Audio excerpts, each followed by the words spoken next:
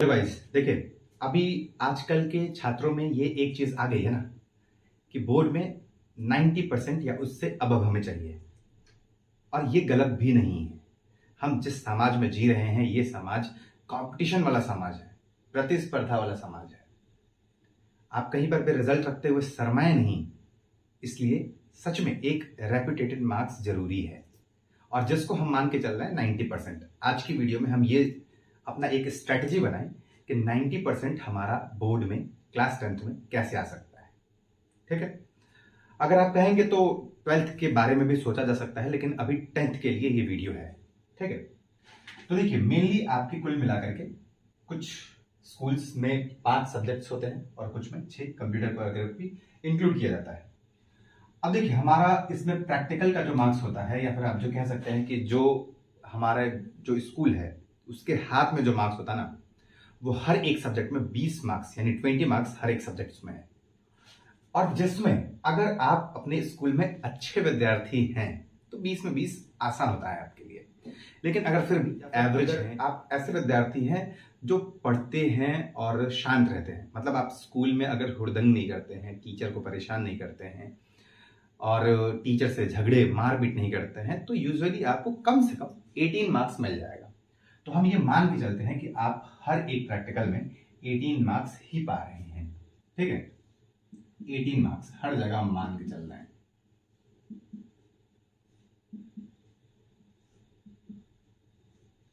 ठीक है, आप हर एक सब्जेक्ट में 18 मार्क्स। देखिए अगर कंप्यूटर आप इंक्लूड करेंगे तो वही स्ट्रेटजी आप कंप्यूटर में भी अपना लीजिएगा, जो मैं आपसे सिंपल कह रहा हूं, है ना।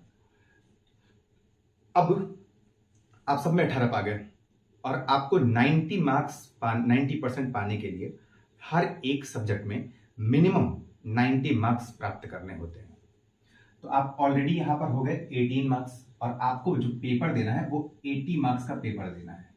कम से कम आपको 72 मार्क्स चाहिए इसमें, मतलब सब में आपको कम से कम 72 मार्क्स चाहिए। ठीक है, इसमें भी आपको 80 में से 72 मार्क्स चाहिए, मतलब एंड सो ऑन, सब में यही। लेकिन क्या सब में 80 में 72 स्कोर करना आसान है? तो वैसे तो देखिए, अगर आप अभी जिस समय आप वीडियो ये पोस्ट की गई है, अगर अभी से भी मन से पढ़ना स्टार्ट कर देना तो ये कोई बहुत ज्यादा बड़ा टास्क नहीं है। फिर भी अगर आपके लिए कोई सब्जेक्ट टेढ़ी खीर हो गया है, ठीक है, तो आप एक काम करिए। देखिए पहली बात तो ये करिए कि डेली सारे सब्जेक्ट्स को जरूर पढ़िए, वो इंग्लिश हो, वो हिंदी हो, कोई भी हो। अगर आपके लिए इंग्लिश और हिंदी आसान है, एसएसटी आसान है, तो मेरे भाई वही आपके लिए स्कोर का काम करेगा। कोशिश करिए कि ऐसे सब्जेक्ट्स में आप 97 98 मार के आए, है ना। अब आपको लगेगा कि यार भैया इतना आसान बात नहीं है कि आप 97 98 मार के आए, आप कह तो दे रहे हैं बहुत इजी है ये क्या। लेकिन भाई मेरे, अभी तुम्हारे पास जितना टाइम है ना, जितना टाइम है तुम्हारे पास, अगर अभी से भी तुम पढ़ना स्टार्ट कर दिए ना तो ये बहुत टेढ़ी खीर भी नहीं है। अभी मैं जब ये वीडियो पोस्ट करने जा रहा हूं तब की बात मैं बता रहा हूं तुमको। अगर अब से भी तुम स्टार्ट हो गए, मैं जो स्ट्रेटेजी बता रहा हूं कि बस तुमको ये काम करना है, इससे ज्यादा कुछ दिमाग लगाना ही नहीं है, और 90% आने के चांसेस, 90 क्या 95 93 94 आने के चांसेस पक्का है। बस तुम एक बार बैठो और ये देखो कि तुम्हारे वीक सब्जेक्ट्स कौन है और स्ट्रॉन्ग सब्जेक्ट्स कौन है। जो स्ट्रॉन्ग है वहां पे हमें 1 मार्क्स गंवाने से भी बचना है। जैसे एक मान लो अगर मेरा सब्जेक्ट हिंदी बहुत फेवरेट था एकेडमिक्स के टाइम में, तो हिंदी वाला जो मेरा किला है ना, समझो कि तुम राजा हो और हिंदी वाला जो किला है ना तुम्हारा, वो किला कभी भी टूटना नहीं चाहिए, उसमें सारे के सारे नंबर आने चाहिए। इंग्लिश तुम्हारा बढ़िया है, इंग्लिश भी, उसमें भी वो तुम्हारा अभेद्य किला होना चाहिए, उसमें टीचर तुम्हारा ना काटे। तो ये जान लो कि अगर ऐसे 5 में से अगर 3 सब्जेक्ट्स भी हैं, जैसे मान लो अगर मेरी नजर में अगर देखो तो इंग्लिश, हिंदी और एसएसटी, ये स्कोरिंग मार्क्स होते हैं। कुछ ऐसे भी बच्चे होते हैं जिनकी हिंदी वीक होती है लेकिन साइंस बढ़िया होती है। इसलिए मैंने बोला ना कि आपको एक काम करना है, आपको एक लिस्ट बना लेना है। ठीक है, एक वीक सब्जेक्ट्स की लिस्ट और एक स्ट्रॉन्ग सब्जेक्ट की लिस्ट। वीक सब्जेक्ट और स्ट्रॉन्ग सब्जेक्ट को थोड़ा कम टाइम तो देना है लेकिन डेली देना है। क्यों? क्योंकि हमारा यही किला है जो हमें बचाएगा। अगर हम यहाँ पे नंबर लूज करेंगे ना तो हमें यहाँ पर उतना से ज्यादा नंबर, जितना लूज करें उससे ज्यादा नंबर हमें यहाँ गेन करने हैं, बचाने हैं। अगर 100 मार्क्स का पेपर है तो हमें कोशिश करना है कि 99 आ जाए। 100 आ जाए तो मच बेटर, बट 99 आ जाए, 99 नहीं तो 97 आ जाए, 98 आ जाए, ठीक है, क्योंकि यहीं पे हम लूज कर सकते हैं। ठीक, तो इसको डेली टाइम देना है, तुमको डेली टाइम देना है। और जो वीक सब्जेक्ट्स हैं इनको डेली तो देना ही है, बट इनके कंपैरेटिव ज्यादा टाइम भी देना है। अब देखो मेरे भाई, टाइम ज्यादा दोगे फिर भी नंबर लूज करने के चांसेस होंगे, लेकिन इसीलिए यहां पर भी टाइम देने के लिए तुम्हें कहा जा रहा है। कारण यह है ना कि यहां तुम ज्यादा टाइम दोगे तो यहां नंबर गेन करने की पूरी कोशिश होगी, तुम कोशिश करोगे, लेकिन यहां डेली जब टाइम दे रहे हो ना तो यहां तुम्हें बचाना है नंबर, यहां नंबर खोना नहीं है और यहां नंबर उठाना है। यही स्ट्रेटजी है, रियल मानो, बस विश्वास करो तुम। स्ट्रेटजी यही है कि यहां नंबर हमें उठाना है, गेन करना है, और यहां नंबर हमें बचाना है कि नंबर कटे नहीं। जितना नंबर बचा लोगे वो तुम्हारे लिए फायदेमंद होगा। अब करना क्या है, देखो यार, मेरी मैथ, साइंस, एसएसटी, इंग्लिश और हिंदी की मैं बात बताऊं ना तो एनसीईआरटी या फिर कोई एक साइड बुक, कोई भी एक side book line by line पढ़ो। जैसे कुछ बच्चों के लिए ना एनसीईआरटी उन्हें समझ नहीं आती है। अगर आपका बैकग्राउंड बहुत स्ट्रांग नहीं है तो एनसीईआरटी भी आपके लिए नहीं है।